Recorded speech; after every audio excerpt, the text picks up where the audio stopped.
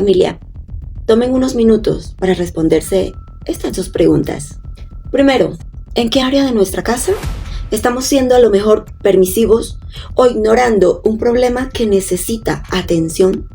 Número 2, ¿qué verdad no nos hemos dicho por miedo a incomodar al otro? Dios les bendiga grandemente, familia Restaura. Hoy continuamos nuestra lectura habitual en el libro de Primera de Samuel, capítulo 3, versículos del 1 al 21. Familia, la importancia de conocer las Escrituras para conocer verdaderamente a nuestro Dios y poder defender las promesas y asignaciones que el Señor nos da a través de su palabra. Esta porción de la palabra, en Primera de Samuel 3, del 1 al 21, relata el llamado de Samuel como un profeta en un tiempo de escasez espiritual. Dios rompe el silencio para anunciar el juicio sobre la casa de Elí, debido a la negligencia de éste y la corrupción de sus hijos. Samuel, al principio, inexperto, claro, aprende a escuchar y obedece, estableciéndose como un profeta fiel en todo Israel. Pero desmenucemos esta porción de la palabra. Partamos del versículo del 1 al 3. El contexto de la crisis. La palabra de Jehová escaseaba y las visiones no eran frecuentes, indicando una época de oscuridad espiritual. Elí ya era viejo y sus hijos se habían convertido en personajes perversos. En los versículos del 4 al 10 encontramos la llamada divina. Dios llama a Samuel 3 veces mientras duerme, cerca del arca. Samuel no reconoce la voz de Dios inicialmente, confundiéndola con la de Elí. Pero en los versículos del 11 al 14 encontramos el mensaje del juicio. Dios revela que juzgará la casa de Elí para siempre, porque éste, conociendo la iniquidad de sus hijos, no los reprendió. En los versículos del 15 al 21 encontramos la madurez de Samuel. Samuel teme contarle la visión a Elí, pero finalmente lo hace. Elí acepta con resignación el juicio. Samuel crece y Dios confirma su llamado, haciendo que ninguna de sus palabras cayera en tierra. Este capítulo nos enseña la importancia de escuchar la voz de Dios, la responsabilidad de la autoridad y la gracia de Dios al levantar un nuevo liderazgo fiel en tiempos difíciles. Pero hablemos sobre escuchar la voz de Dios.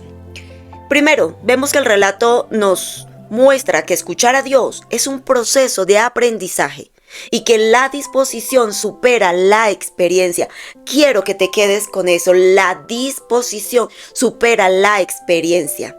Dios usa corazones dispuestos, no corazones expertos. Samuel no conocía la voz de Jehová, pero su disposición, esas dos palabras, heme aquí, permitió que Dios lo guiara.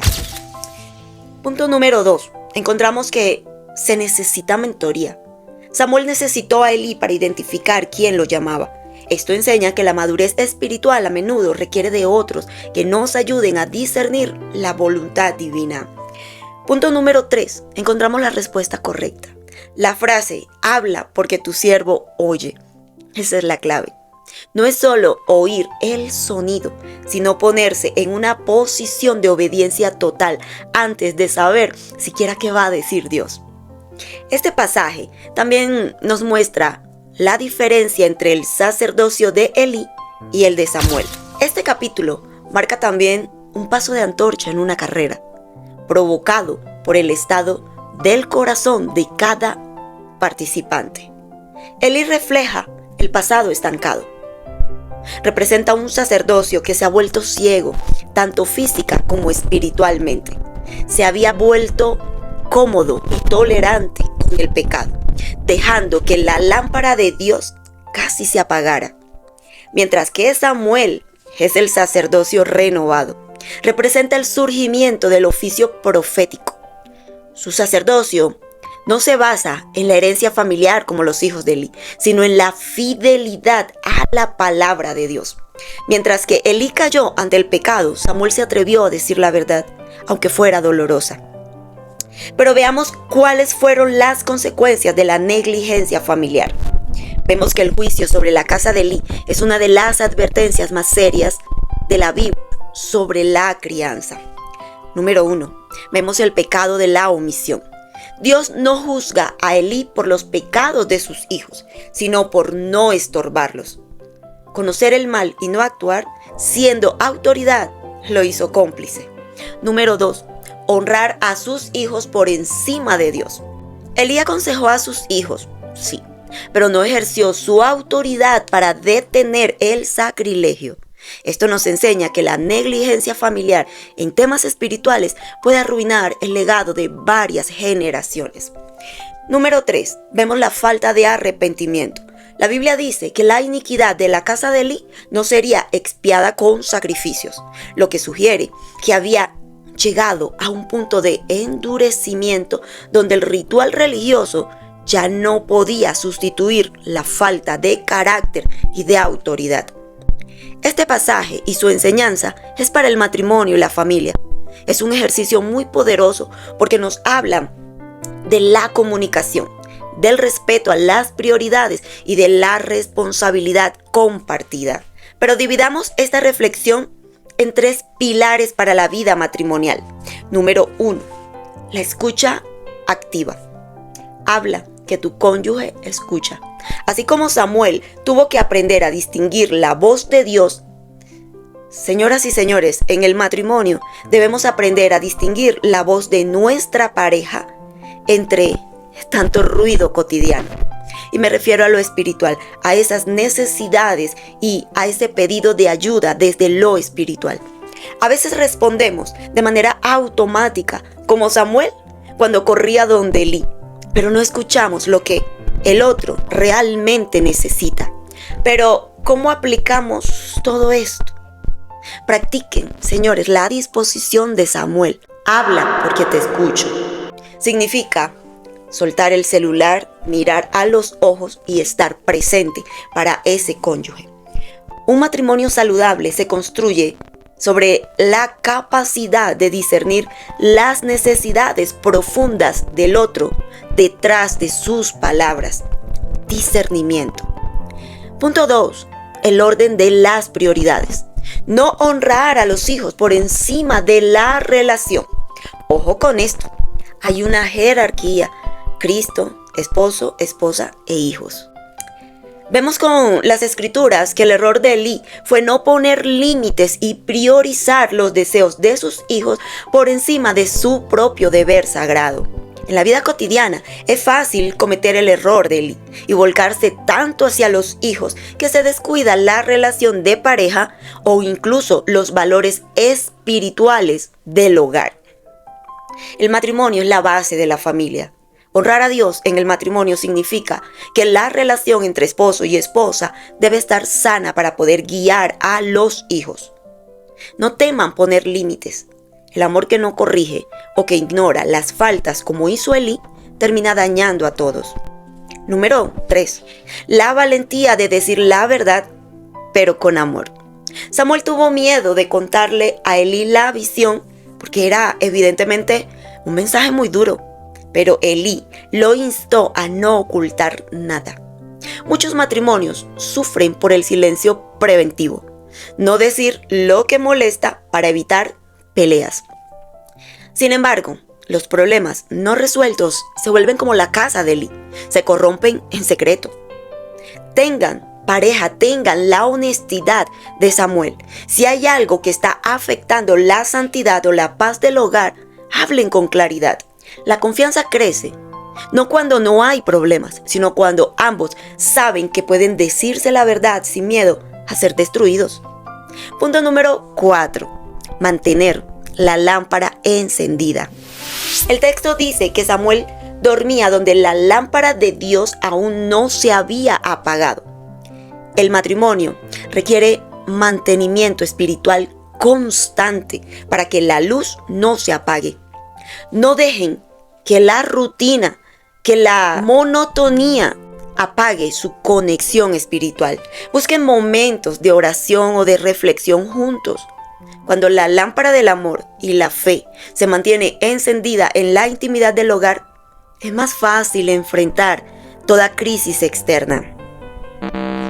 Y para aterrizar estos conceptos en el día a día, quiero que nos enfoquemos en 2 herramientas prácticas que transforman la teoría en acción dentro de nuestro hogar. Número 1, el establecer límites con los hijos, sin perder la conexión. El error de Lee no fue la falta de amor, no, sino la falta de firmeza. En el matrimonio esto suele causar conflictos, cuando un padre es el policía y el otro es el cómplice. Número 2, creen un frente unido. Antes de corregir a sus hijos, hablen entre ustedes. Si no están de acuerdo, discútanlo, pero en privado. Si los hijos llegan a ver una grieta en la autoridad de los padres, como los hijos de Eli vieron la debilidad de su padre, aprenderán a manipular esa división. Número 3. Corregir desde el valor, no desde el enojo. Eli solo les dio un jalón de orejas verbal, cuando el problema era grave.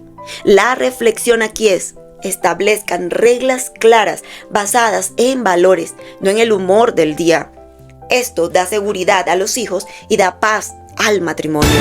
Aprendan a tener una comunicación honesta en tiempos difíciles. En el matrimonio a veces callamos por miedo a la discusión, pero familia, el silencio es el cáncer de la intimidad. Mira, atesora la técnica del momento Samuel. ¿Pero qué significa esto? Busquen ese momento para decir: necesito decirte algo que aunque me cuesta, lo hago porque valoro nuestra unión. Y aprendan a escuchar sin estar a la defensiva. Cuando tu pareja se atreva a decir una verdad incómoda, tu papel es el de Eli en su mejor momento.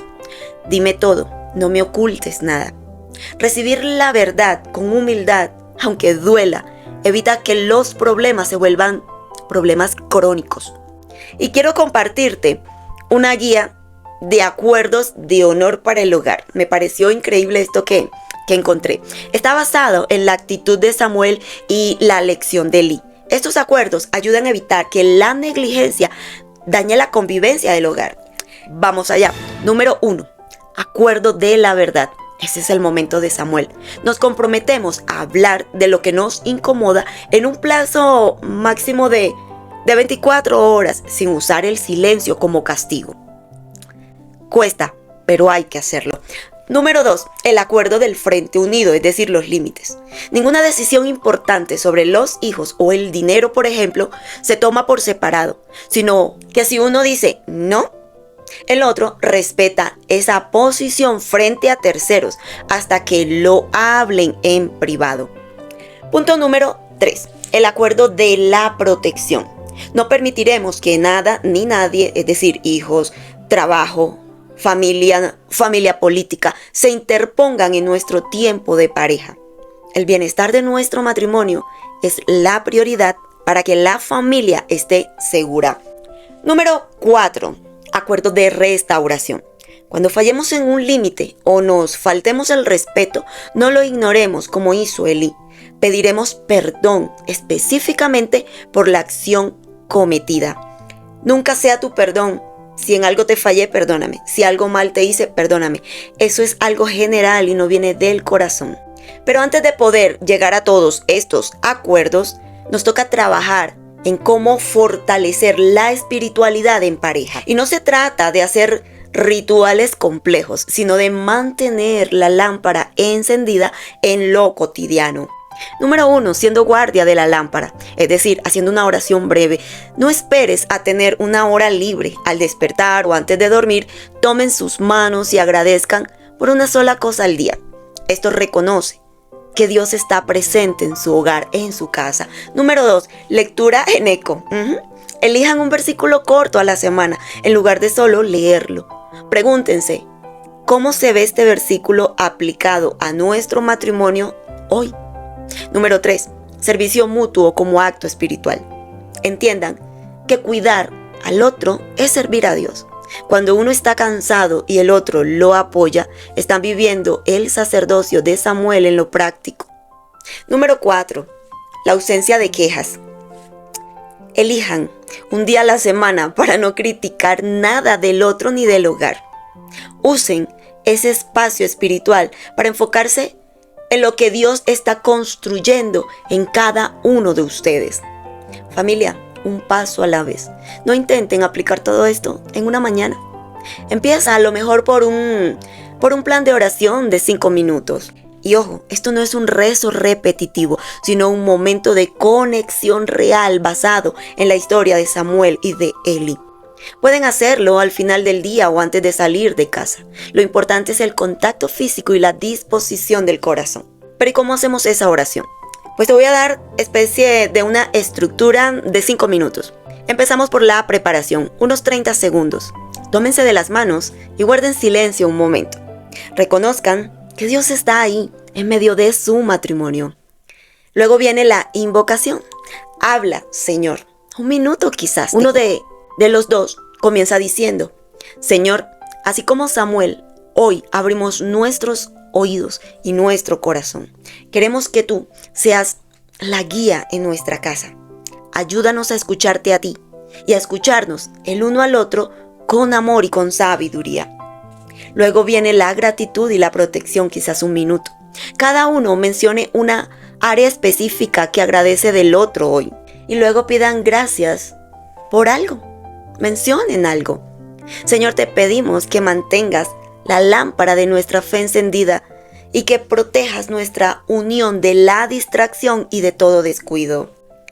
Continuamos con esa petición por sabiduría. De pronto un minuto y medio. Pidan ayuda para no ser negligentes, así como lo fue Eli. Danos sabiduría, Señor, para guiar nuestra familia. Danos firmeza para poner límites donde sea necesario. Que no callemos por miedo, sino que hablemos siempre con la verdad y eso sí, con mucha ternura. Y luego viene el cierre, un minuto. Terminen diciendo: heme aquí, Señor. Estamos listos para hacer tu voluntad en nuestro matrimonio. Amén. Y un consejito extra. Si algún día están pasando quizás por un momento de tensión y ni siquiera sienten ganas de orar, te cuento que ese es el momento en que más lo necesitan. Simplemente tómense de las manos y digan: Señor, ayúdanos. Y quédense un minuto en silencio. A veces la mayor oración es la presencia compartida delante de Dios. Que el Señor les bendiga.